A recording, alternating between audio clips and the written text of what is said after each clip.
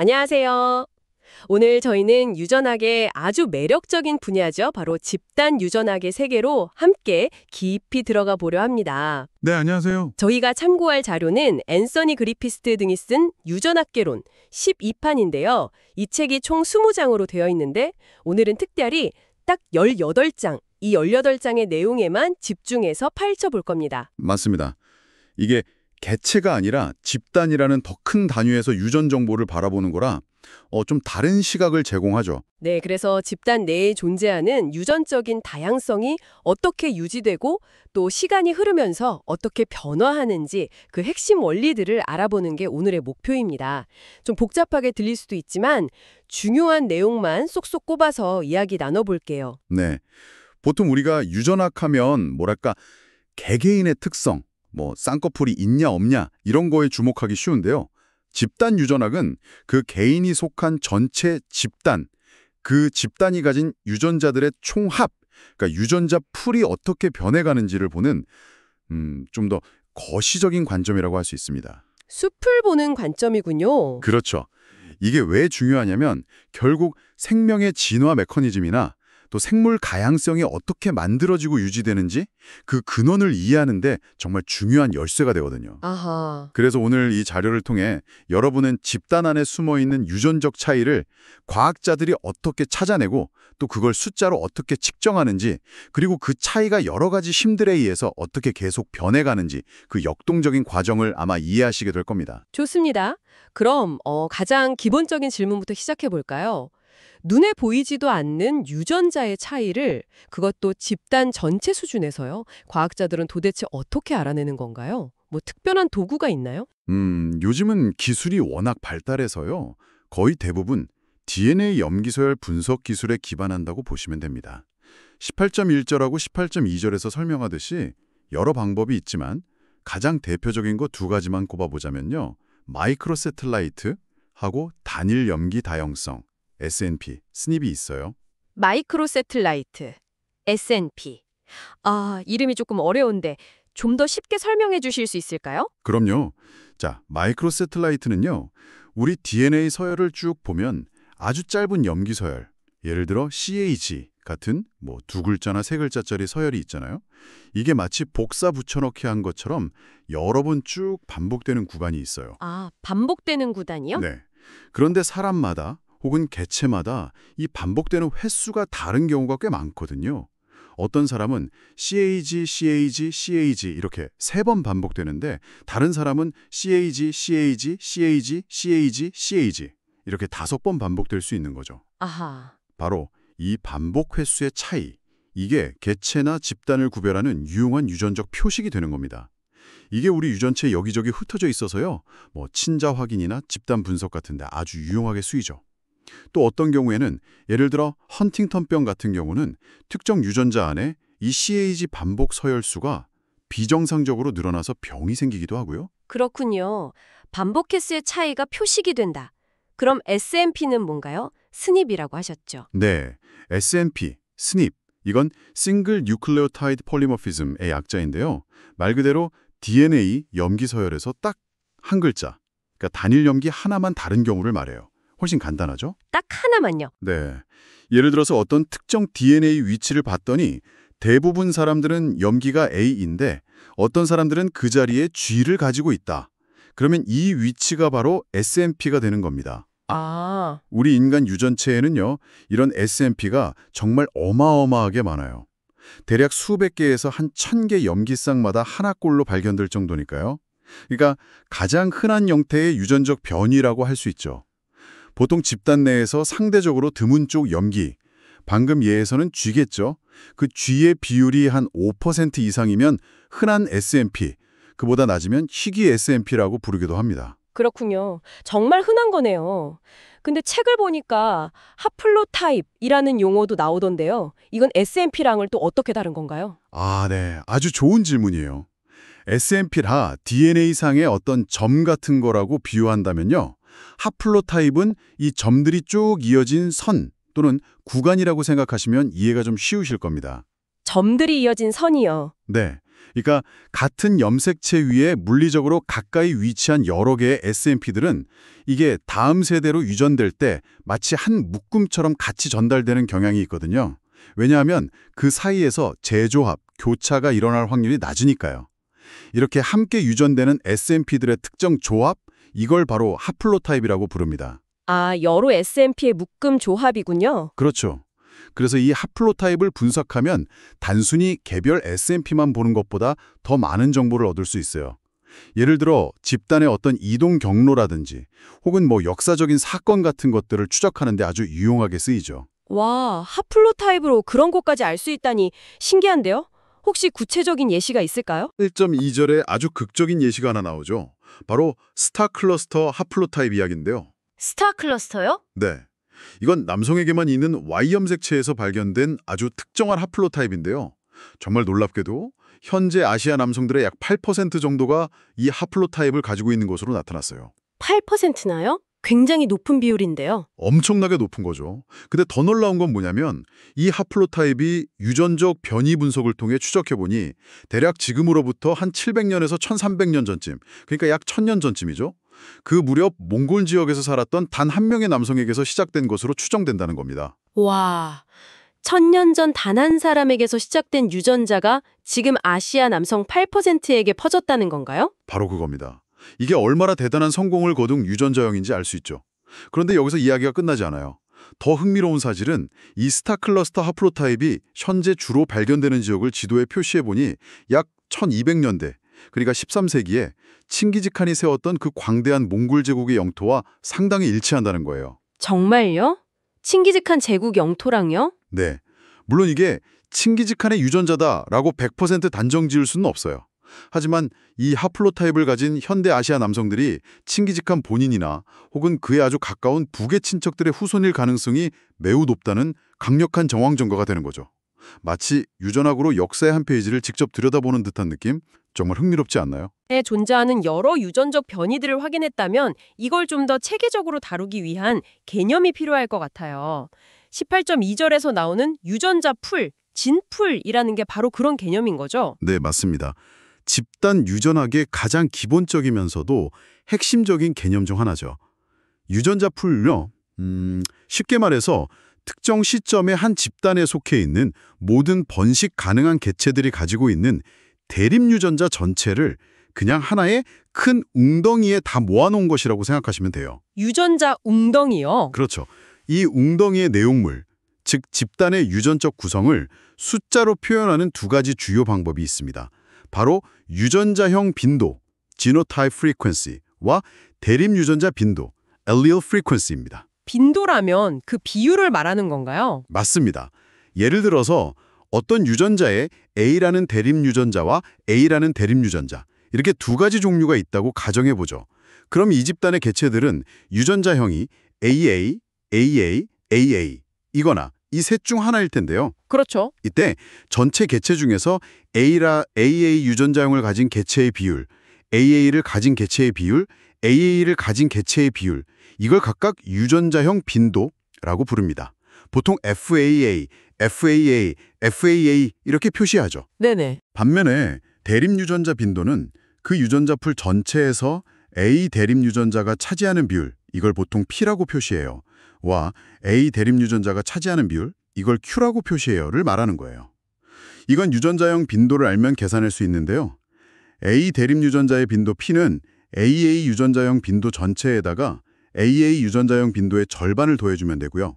마찬가지로 A 대립 유전자의 빈도 Q는 AA 유전자형 빈도 전체에 AA 유전자형 빈도의 절반을 더해주면 됩니다. 아, AA는 반반씩이니까요? 그렇죠. 이형 접합자는 A와 A를 하나씩 가지고 있으니까요. 그래서 이렇게 계산하면 되고 당연히 모든 대립 유전자는 A 아니면 A니까 P와 Q를 합하면 항상 1이 되어야 합니다. P 플러스 Q는 1. 알겠습니다. 유전자형 빈도와 대립 유전자 빈도. 그런데 이런 빈도들이 계속 변하는 건가요? 아니면 어떤 특별한 조건 하에서는 좀 안정적으로 유지가 될 수도 있나요? 여기서 그 유명한 하디-바임베르코 법칙, 하디-바임베르코 러우가 등장하는 것 같던데요. 네, 정확히 짚으셨어요. 하디-바임베르크 법칙은 집단 유전학 연구에서 뭐랄까 기준점, 혹은 영점 가설과 같은 역할을 합니다. 아주 중요한 법칙이죠. 기준점이요? 네. 이 법칙이 말하는 건 뭐냐면 만약 어떤 집단이 아주 이상적인 조건, 그러니까 몇 가지 중요한 가정들을 만족한다면 세대가 아무리 거듭되어도 그 집단의 대립유전자 빈도 P와 Q와 유전자형 빈도가 변하지 않고 안정적인 평형 상태를 유지한다는 거예요. 오, 변하지 않는다고요?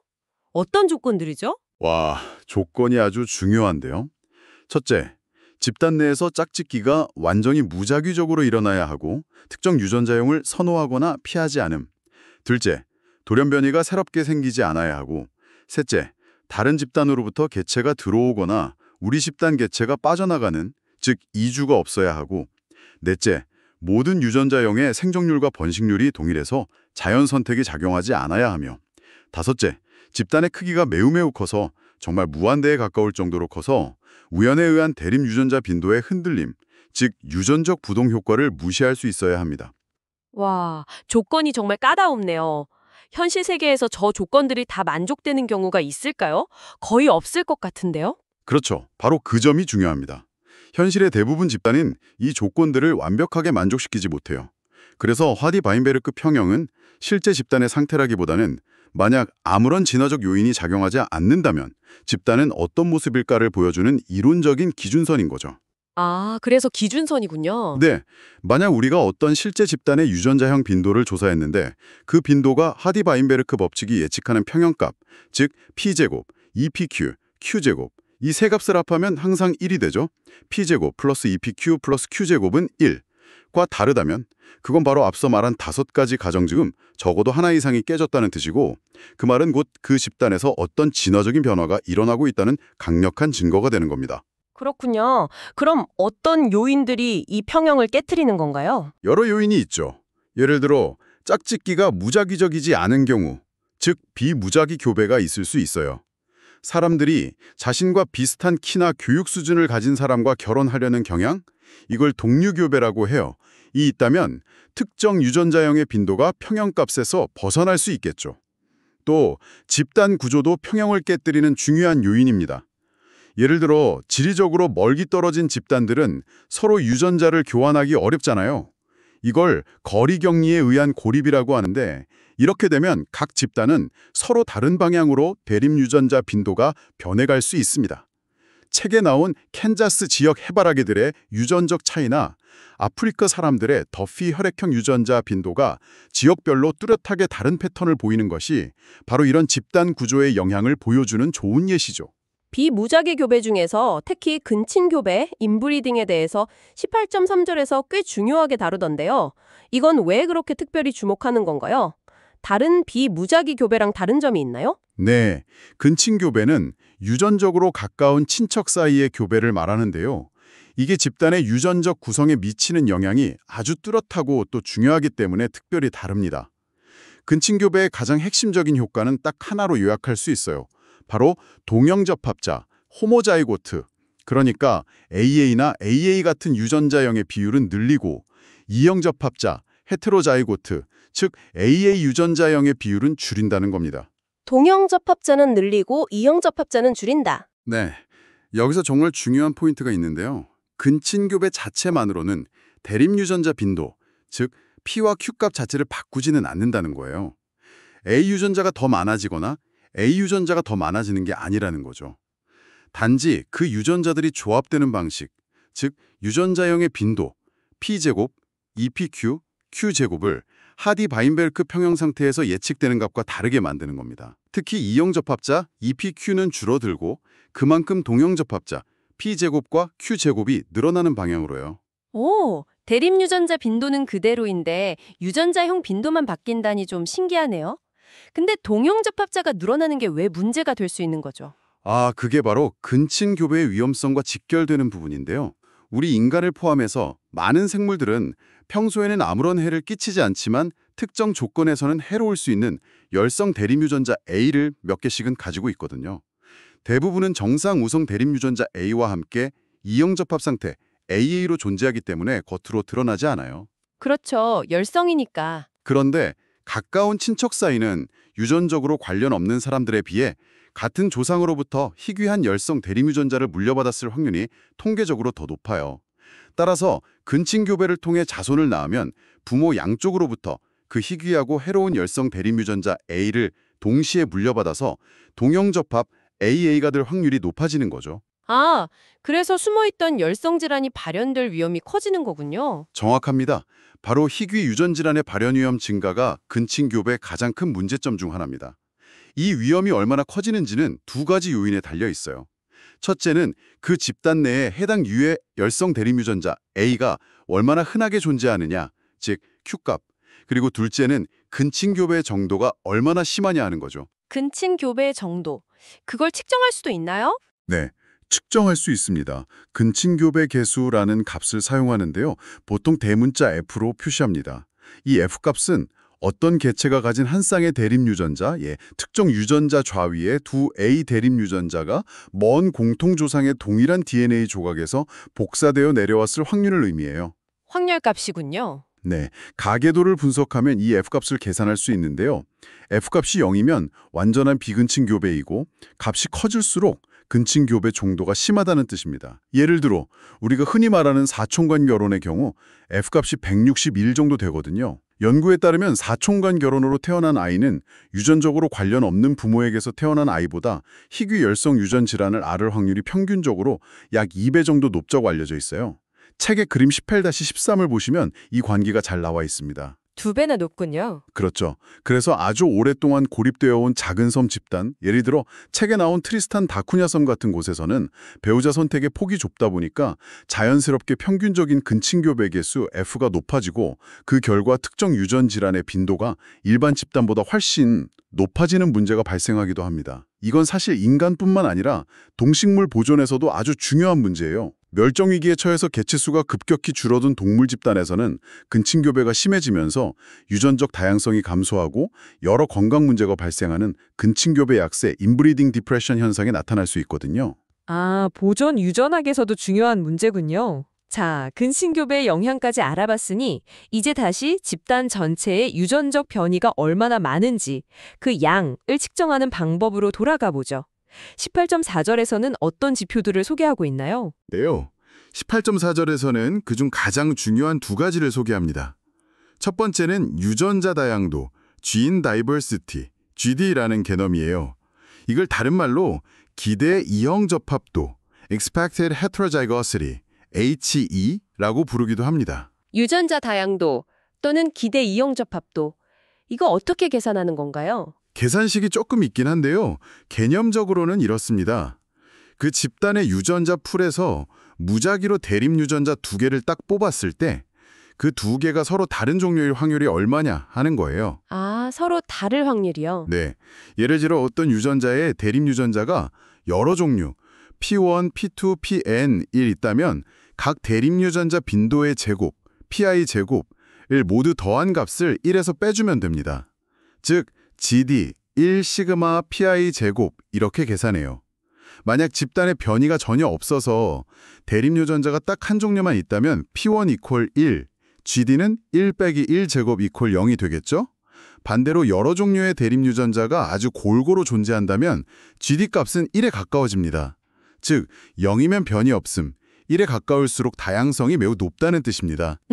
예를 들어 설명해 주실 수 있을까요? 책의 표 18-4에 나오는 G6PD 유전자 예시가 아주 좋은데요.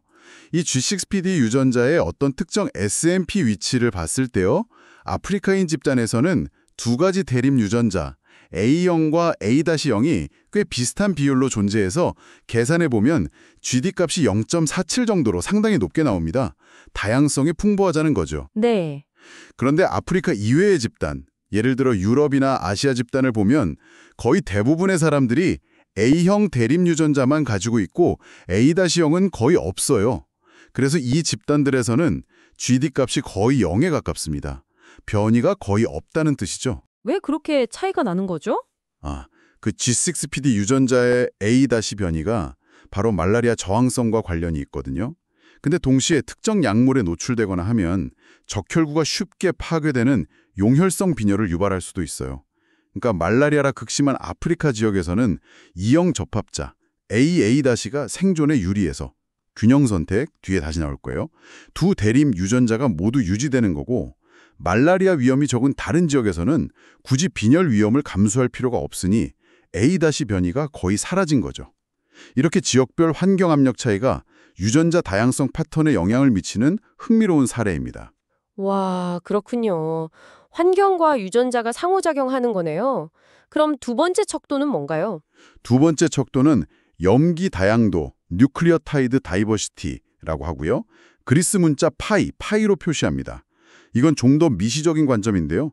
집단에서 무작위로 DNA 서열 2개를 뽑아서 염기 서열을 쭉 비교했을 때 염기 하나하나를 비교해서 평균적으로 염기쌍당 몇 개의 염기가 다른지를 나타내는 값이에요. 서열 수준에서 평균적인 차이군요. 네, 그러니까 서열 수준에서 집단 내 개체들이 평균적으로 얼마나 다른지를 보여주는 지표라고 할 수 있습니다.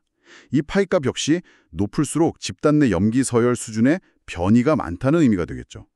책의 그림 18-15를 보면 여러 생물종들의 평균적인 염기 다양도 파이값을 비교해 놓았는데 종마다 유전적 다양성 수준이 상당히 다르다는 것을 한눈에 볼 수 있습니다. 네, 잘 알겠습니다. 자, 그럼 이제 정말 핵심적인 질문으로 넘어가 봐야 할 것 같아요. 집단 내에 존재하는 이 모든 유전적 변이들은 도대체 어디서부터 오는 것이고 또 무엇이 그 빈도를 끊임없이 변화시키는 걸까요? 18.5절 내용이 바로 이 질문에 답을 주는 것 같은데요. 네, 맞습니다. 드디어 집단 유전학을 움직이는 동력들, 즉 진화의 엔진들에 대한 이야기입니다. 교과서에서는 크게 5가지 핵심 요인 또는 힘이 작용한다고 설명하고 있어요.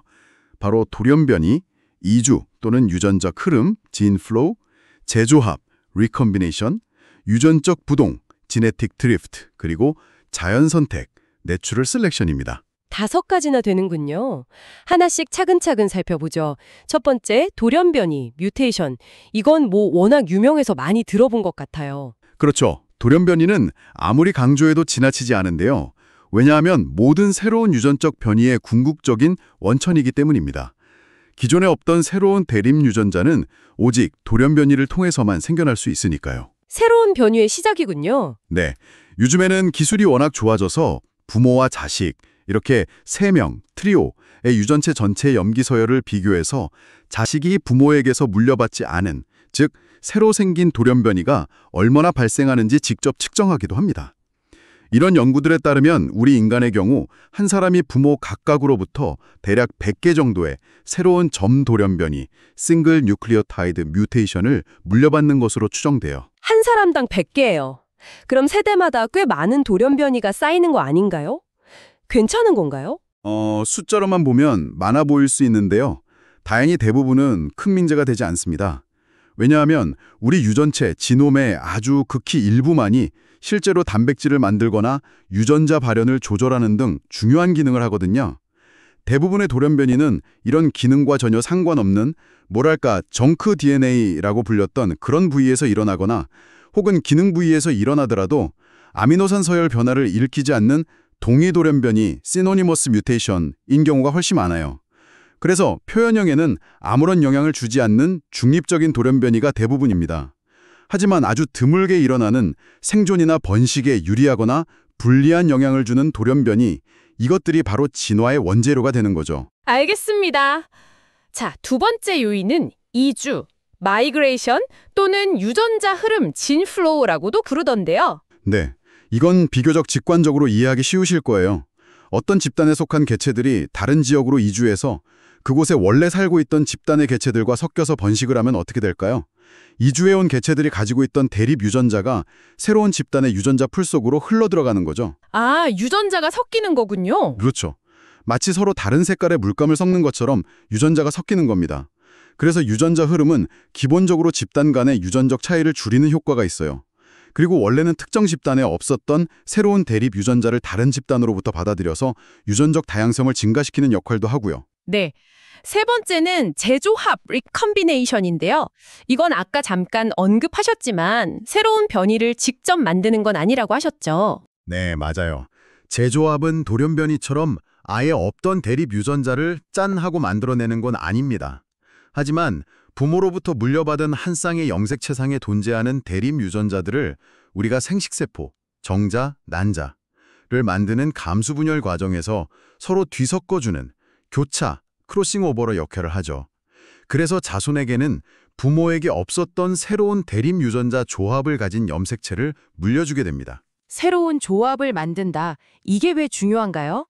이게 중요한 이유는 바로 연관 불평형, 링케지 디스이퀄리브리엄이라는 현상과 아주 밀접한 관련이 있기 때문이에요. 연관 불평형.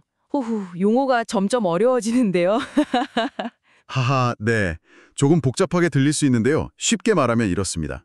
같은 염색체 위에 물리적으로 아주 가까이 붙어있는 유전자 자리, 로카이들의 대립 유전자들은 마치 딴짝 친구처럼 다음 세대로 함께 전달되는 경향이 있다는 거예요. 통계적으로 각각의 빈도를 곱해서 예상하는 것보다 특정 대립 유전자 조합, A와 B가 함께 있는 염색체, A와 B가 함께 있는 염색체가 더 자주 혹은 더 드물게 나타나는 현상을 말합니다. 아, 같이 움직이는 경향성 같은 거군요. 네. 그런데 재조합은 바로 이 딴짝 친구 사이를 갈라놓는 역할을 합니다. 염색체 사이에서 교차가 일어나면 아무리 가까이 붙어있던 대립 유전자 조합이라도 언젠가는 분리될 수 있거든요. 그래서 시간이 지나면서 재조합이 계속 반복되면 결국에는 연관 불평형 LD 상태는 점점 약해져서 사라지고 각 유전자 자리의 대립 유전자들은 서로 독립적으로 유전되는 것처럼 보이게 됩니다. 연관 평형 상태, 즉 재조합은 LD를 감소시키는 힘으로 작용하는 거죠. 두 유전자 자리 사이의 물리적 거리가 멀수록 재조합이 일어날 확률, 재조합률, R이 높아지니까 LD는 더 빨리 사라지고요. 대략적으로 다음 세대의 LD값 D1은 현재 세대의 LD값 D0에 1-R을 곱한 값 정도로 줄어든다고 수학적으로 표현할 수 있습니다. D1 equal D0 곱하기 1-R. 알겠습니다. 재조합은 기존 조합을 깨트려 LD를 줄이는 역할을 하는군요. 자, 네 번째 요인, 유전적 부동, 지네틱 드리프트입니다. 이건 아까 하디 바인베르크 조건 얘기할 때 잠깐 나왔는데 우연이 중요하다고 들었어요. 맞아요. 유전적 부동은 정말 순전히 운, 즉 확률적인 사건 때문에 대립 유전자 빈도가 무작위적으로 오르락내리락 변동하는 현상을 말합니다. 특히 중요한 것은 집단의 크기가 작을수록 이 유전적 부동의 영향력이 어마어마하게 커진다는 거예요. 왜 작은 집단에서 더 큰 영향을 받죠? 예를 들어 동전을 던진다고 생각해 보세요. 동전을 딱 10번만 던지면 우연히 앞면이 7번이나 8번 나올 수도 있잖아요.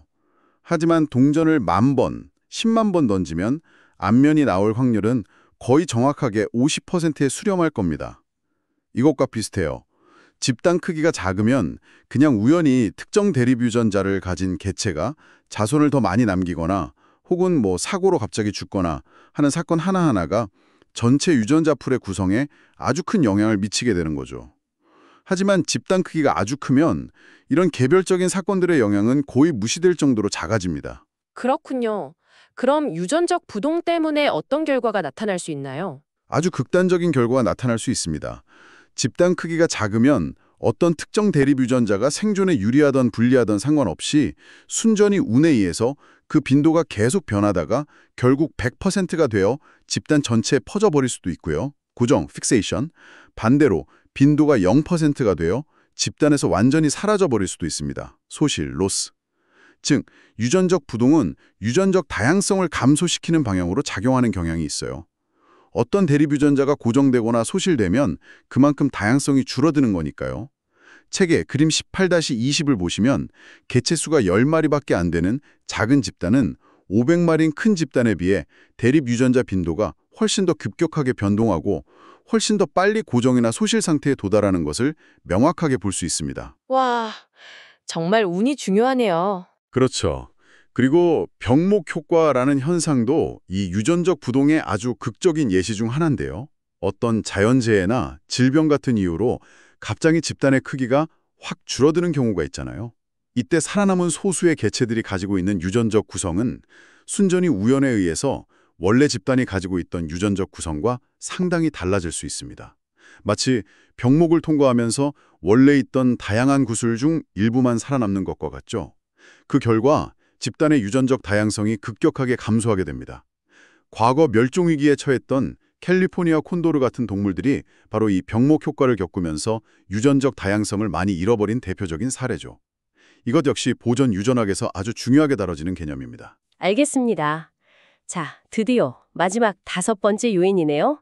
자연 선택, natural selection. 이건 뭐 진화론의 대명사라고 할 수 있을 정도로 가장 유명한 개념이죠. 그렇습니다. 찰스 다윈이 제안한 진화의 핵심 메커니즘이죠. 자연 선택은 간단히 말해 특정 환경에서 생존하고 번식하는 데 더 유리한 형질을 가진 개체가 그렇지 않은 개체보다 더 잘 살아남고 더 많은 자손을 남기게 되고 그 결과 다음 세대에는 그 유리한 형질과 관련된 대립 유전자의 빈도가 증가하는 현상을 말합니다. 생존과 번식 능력의 차이군요. 네. 이 생존 및 번식 능력의 상대적인 차이를 적합도, fitness라고 부르고요. 보통 가장 높은 적합도를 가진 유전자형의 적합도를 1로 기준 삼아서 다른 유전자형의 적합도를 상대적인 값 W로 나타냅니다. 그리고 특정 유전자형이 기준 W는 1에 비해 얼마나 적합도가 낮은지, 즉 선택에 의해 얼마나 불리한지를 나타내는 값을 선택 계수, selection coefficient C라고 하고 이건 S콜 1-W로 계산합니다. S값이 클수록 그 유전자형에 대해 더 강한 음성적 선택압이 작용한다는 의미죠. 자연 선택에도 여러 종류가 있다고 들었는데요. 네, 맞아요. 선택이 어떤 방향으로 작용하는지에 따라 크게 3가지 정도로 나눠볼 수 있습니다. 첫 번째는 긍정적 선택입니다. 이건 새롭게 등장한 아주 유익한 돌연변이가 그 집단에 빠르게 퍼져나가도록 하는 선택이에요. 이 과정에서 아주 재미있는 현상이 동반되는데 바로 선택적 순림이라는 겁니다. 선택적 순림이요? 네, 어떤 유익한 돌연변이가 선택을 받아서 빈도가 급격히 증가하면 그 돌연변이가 위치한 염색체상의 주변 영역에 함께 있던 다른 중립적인 변이들까지 덩달아서 함께 빈도가 증가하는 현상이에요. 마치 인기 있는 스타라 뜨면 그 주변 사람들까지 덩달아 주목받는 것처럼요. 그 결과 그 유익한 돌연변이가 있는 염색체 지역 전체의 유전적 다양성은 오히려 일시적으로 확 감소하게 됩니다. 쓸려 나간다는 거죠. 유럽인들에게서 나타나는 밝은 피부색과 관련된 SLC24A5 유전자 주변 영역의 유전적 다양성이 매우 낮은 현상. 책의 그림 18-23, 바로 이런 긍정적 선택과 선택적 순림의 강력한 증거 중 하나로 제시되곤 합니다. 아, 유익한 유전자 주변까지 싹 같이 퍼지는 거군요. 그렇죠. 두 번째는 정화 선택, purifying selection입니다. 이건 긍정적 선택과는 반대로 생존이나 번식에 해로운 영향을 주는 새로운 돌연변이가 생겼을 때 이것을 집단에서 꾸준히 제거하는 방향으로 작용하는 선택이에요. 아마도 자연계에서 가장 흔하게 일어나는 형태의 자연 선택일 거라고 생각됩니다. 해로운 걸 없애는 거군요. 마지막은 뭐죠? 마지막 3번째는 균형 선택, 밸런싱 셀렉션입니다.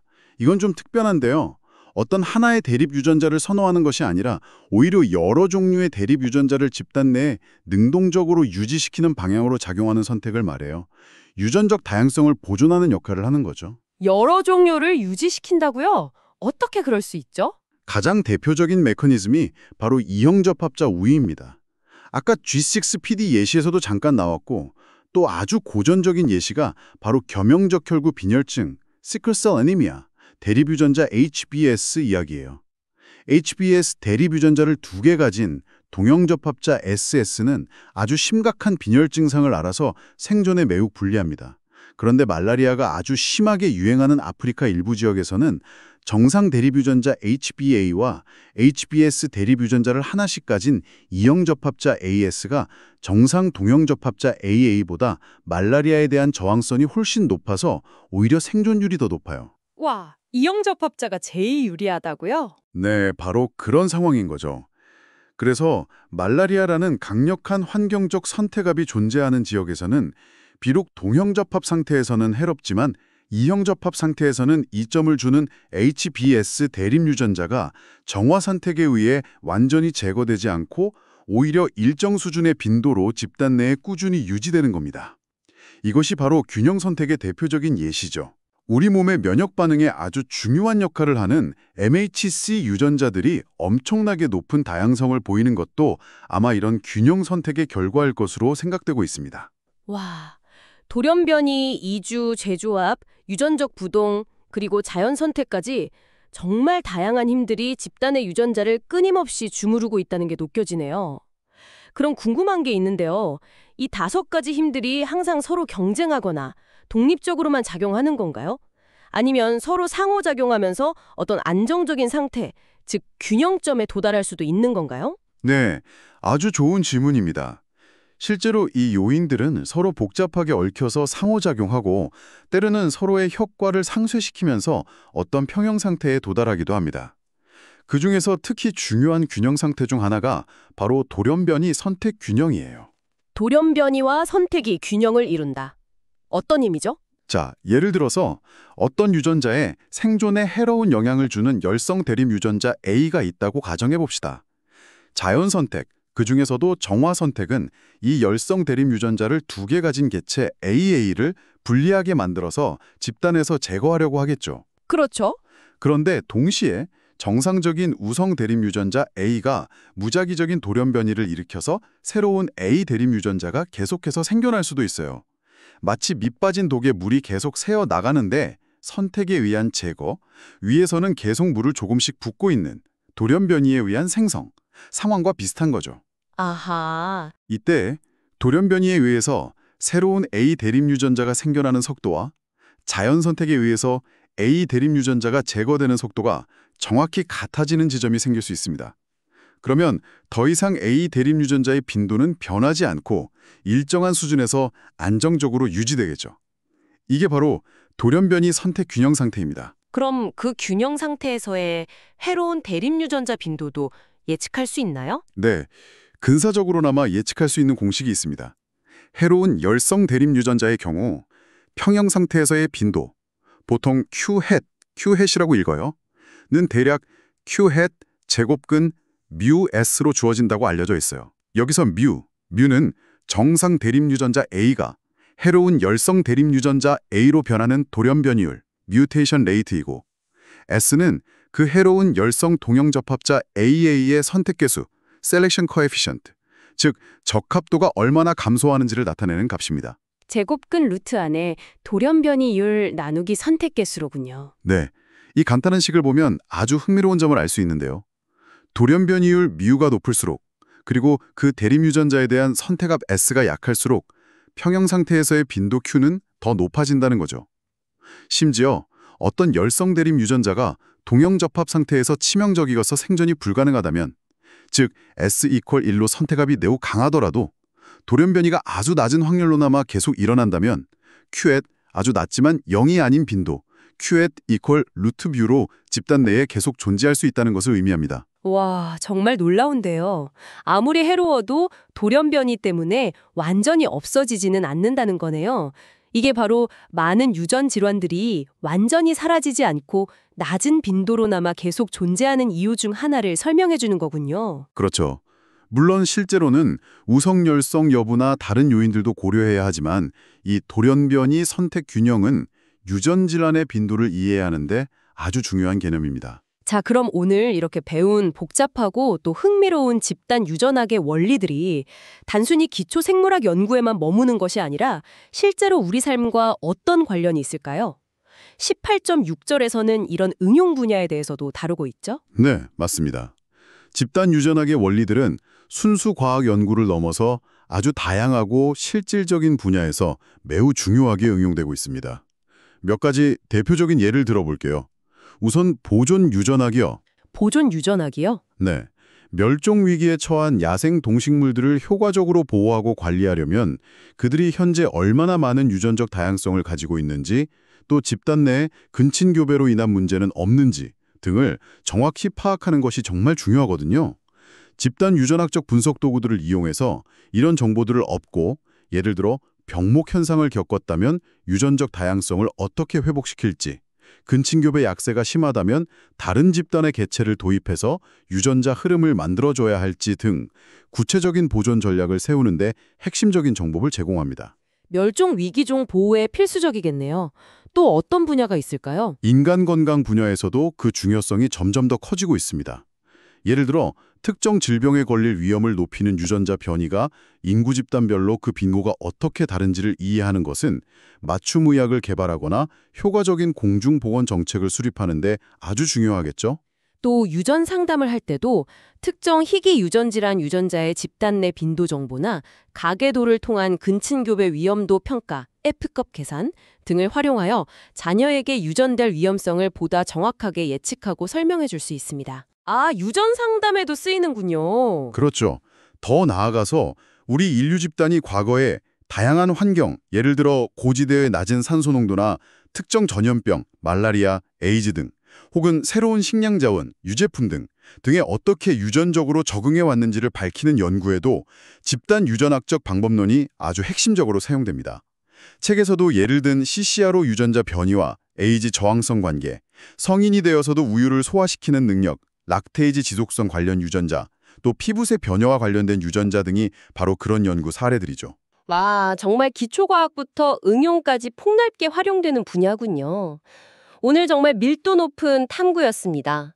집단 내에 숨겨진 유전적 변이를 찾아내는 방법부터 시작해서 그 변이를 만들어내는 원천인 돌연변이, 변이를 섞어주는 이주와 재조합, 그리고 우연이라는 이름의 힘인 유전적 부동, 마지막으로 환경에 대한 적응을 이끄는 자연 선택까지 이 모든 힘들이 서로 맞물려 돌아가면서 집단의 유전적 그림을 끊임없이 다시 그려나가는 과정이라는 걸 깊이 있게 알게 된 것 같습니다.